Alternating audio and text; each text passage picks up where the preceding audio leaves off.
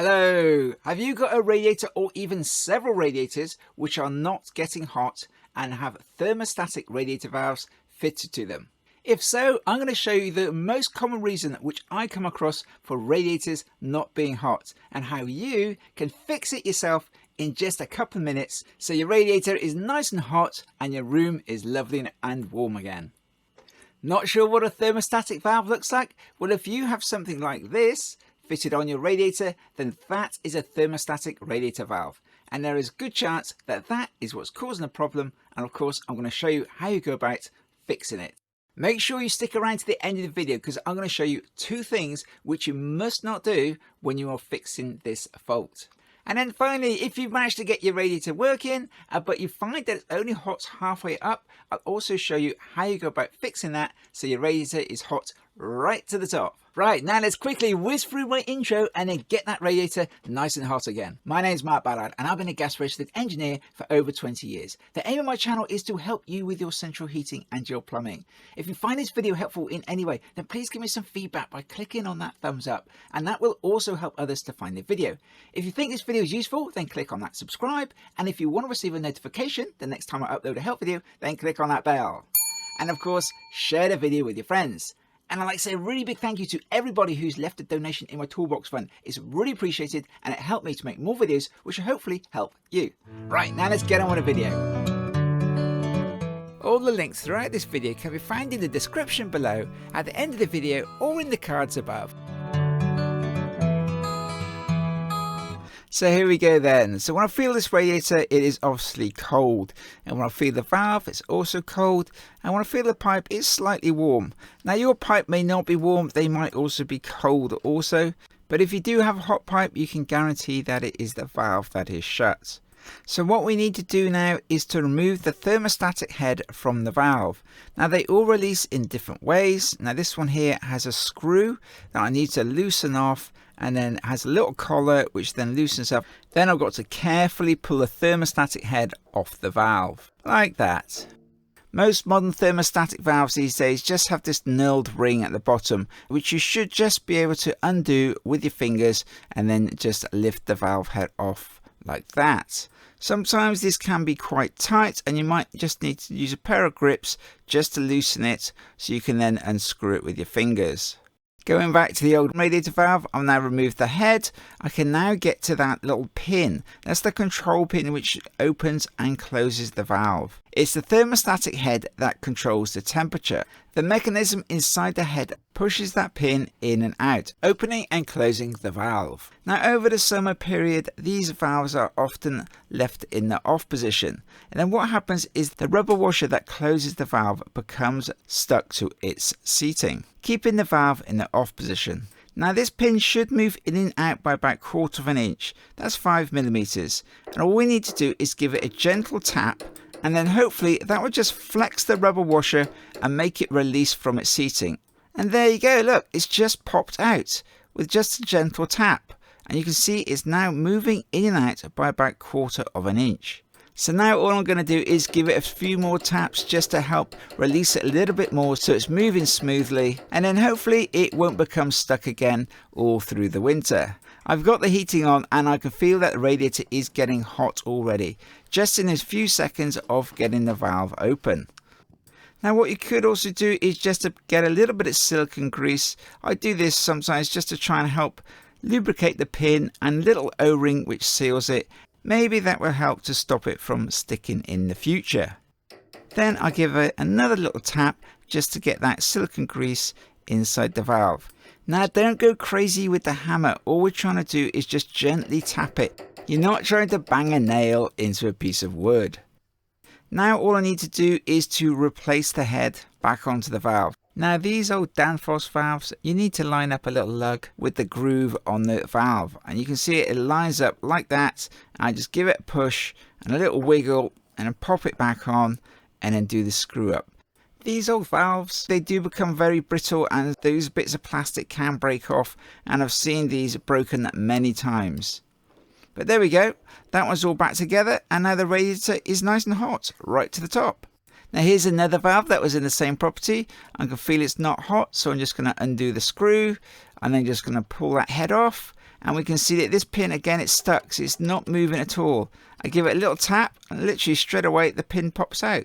Put a little bit of grease on it like that, give another little tap like that, push it in and out a few times, replace the cap, do up the screw, and that's it. Pretty simple really. And now when I feel the radiator, it's nice and hot. Now here's another Western radiator valve. This is a newer one. Now this is a slightly different situation. When the heating comes on, this radiator just gets lukewarm. It never gets hot. Now I needed to use a pair of pliers just to loosen that because it was quite tight. But then I just undo it with my fingers and then I could remove the thermostatic head. Now when I look at that pin, I can see again it is stuck, but it's not fully down and closed. So when I push it, you can see the pin moves down very slightly, and that's why the radiator was just lukewarm, because the pin was stuck in a slightly open position. But now I push that pin and you can see it's freely moving up and down without any problem at all. So I know this radiator valve is now working okay. The radiator is now starting to get hot, and I can just replace the head, do that little nailed collar up, hand tight, and there we go. That's another thermostatic valve fixed. Now like I said in my intro, this is the most common reason I find for radiators not to get hot. Now when you do come to tap your pin, I've seen other people suggest don't tap the pin. They say tap the side of the valve. Well, I've been doing this for 25 years and I've always tapped the pin and I've never had a problem with that at all. The only thing I would say is obviously we're not trying to bang nails into the floorboard like I said before. We're literally just tapping that pin just to try and help free it up so it can move in and out freely. By tapping it, I can move it in and out lots and lots of times very quickly, making it nice and free so hopefully it won't stick in the future. Now sometimes the pin doesn't pop out straight away like the last two videos. Sometimes they are just really stuck, and I've got to keep tapping them for a minute or maybe two. I'll gradually increase how hard I'm tapping it, because at the end of the day, if that pin doesn't pop out, then I've no choice but to change the radiator valve itself. So in some ways you have nothing to lose by tapping it that bit harder, because if it doesn't pop out, then you're going to need to change your radiator valve. And if you do want to know how to change your radiator valve, then of course I've made a video on how to change your radiator valve and without draining the system. If you need to watch that video, I'll leave a link in the cards above, at the end of the video, and in the description below. Going back to the video, of course, if you are tapping the pin, don't tap it so hard that you actually break it and then you get water pouring out everywhere. And you don't want to tap it so hard that you actually move the valve and then cause the valve to start leaking from the nuts at the bottom or where it joins the radiator. And then of course you might need to call an engineer to come and fix that leak you've caused. Having said all that, I've never had a radiator valve start leaking from the connection nuts from tapping the pin. Now I just wanted to show you this radiator valve quickly. You saw that when I took the head off, I had to use an Allen key to undo it so I could remove it. So that's another way that sometimes the heads are removed. After freeing up the pin, I just put the head back on and then do up the Allen key. Now here's a slightly different situation. You can see this thermostatic valve is set on 6 and the radiator is still cold. Now when I remove the thermostatic head like this, so just unscrew the collar like that, lift it off, and then when I push the pin, you can see the pin goes up and down quite freely. And there it is, see, it goes up and down. And when I felt the radiator started getting hot. So obviously the pin isn't stuck, and the thermostatic valve says it's on full, it's on number 6. The problem is the thermostatic head. You can see when I go to put it on, the screw doesn't screw on. I have to actually push the valve down like that, which is pushing the pin down and closing the valve. So by the time the threads are fully done up, the valve is then completely closed. So for this customer, I said the choice was to either leave the thermostatic head off, so then the radiator will be hot, or if he has a spare thermostatic head from another valve, he could maybe try doing that, putting that on there instead, or other than that, it's a case of replacing the valve. Now here's another thermostatic valve. This head releases slightly differently. There's a plastic collar there, which I then need to pull up, and then that would just release it from the valve like that. Now this valve did not want to start working, and in the end I did need to change it. So I went through the whole routine of tapping it and seeing if the pin would release. Now it did release, but not the way it should do, where it should spring up and down nice and freely. Instead, it just slowly rose up. And then the radiator did get hot, but then a couple of days later, like I thought, it stopped working, so I went back and replaced it for a new thermostat. A word of caution, one thing you don't want to do is to get a pair of pliers and try pulling that pin up and down. That's not going to help you at all. And there's a chance that when you pull that pin, the pin might actually come out, and then you may get dirty black water spraying all around the place. So don't use a pair of pliers to pull the pin up and down.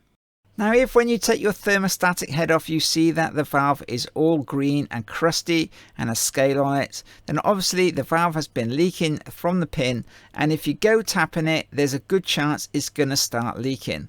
So unless you are prepared to change the radiator valve, I would suggest that you call someone to take a look at the valve for you and have it replaced.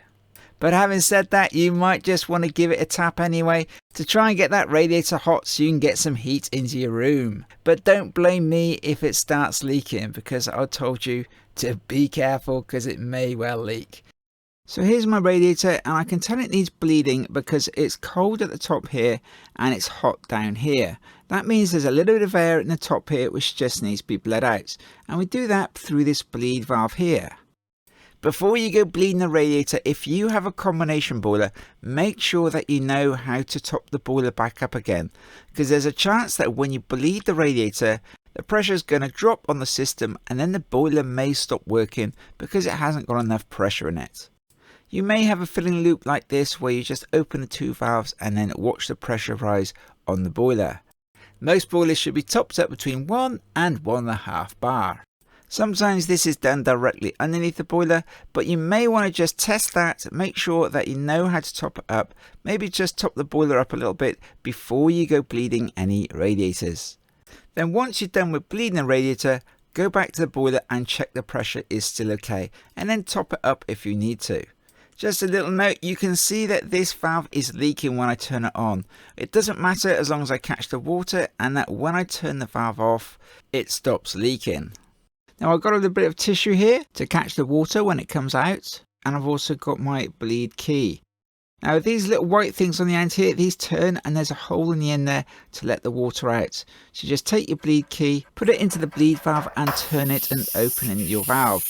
And then you hear some hissing and you get a bit of water dripping out possibly, and just keep waiting for the water to come out. And just catch any drips. Now it's a really good idea, put a towel down when you do this, because it is easy just to spill water on the floor, and you don't want it going on your carpet because it can be very dirty. So make sure you protect your carpet. And there you go, that's it, the water's come out. Shut the valve again, dry up any little drips, and there you go. So your radiator will be hot to the top now.